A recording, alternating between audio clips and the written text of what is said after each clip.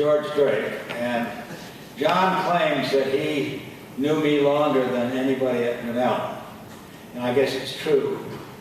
I lived in a little town called Crete, Nebraska. My father was the president of a little college called Doane College, and John was at Midland. And Midland and Doane were in the same college and played each other.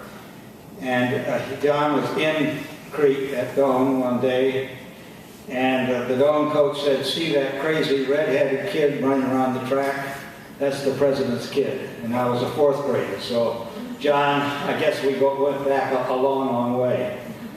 I'm going to tell a quick story that's a pretty typical John Pfitsch story that I mentioned at the memorial service. I was a cross-country and track runner, and back in those days, the cross-country coach was also the backfield coach in football. So you can guess where the cross-country coach was if there was a conflict between football and cross-country. He was with football. As it happened at the conference meet day, Grinnell was playing at Monmouth. So John, our coach, was at Monmouth. And John, as the athletic director, drew the short straw of taking the cross-country team to Chicago, Washington Park, where we had the conference meet. We stayed at a hotel called the Windermere, and we dressed in our rooms, and the next morning, ready to go over to Washington Park, came out for the car, and it wasn't there. And it turned out it had been parked in the wrong place, and it had been towed and impounded. So I guess we got a taxi or something. We found out where the car was impounded, and we went there, and it was a police pound. And John negotiated to get the car out.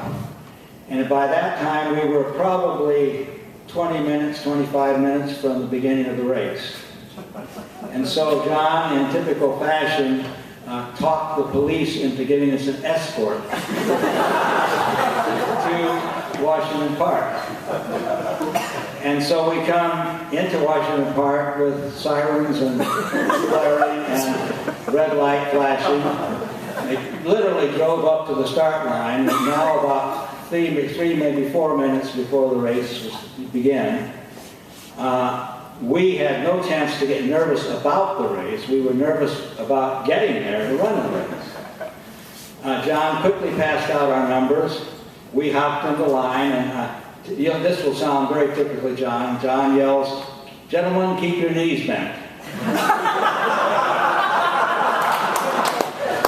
So the gun fires, we run, and we actually won. It was Grinnell's first conference victory in cross country. But then, well, we're delighted, we're excited, but it seems there's something wrong. The coaches are gathering, and there's a sort of vociferous argument going on with John in the center. It turns out that John had indiscriminately given us our numbers, and none of us had the right number. Therefore, all of us were disqualified. This won't surprise you, John managed to win the day. He out-talked all the rest of the coaches, so they actually allowed us to come home with that conference championship.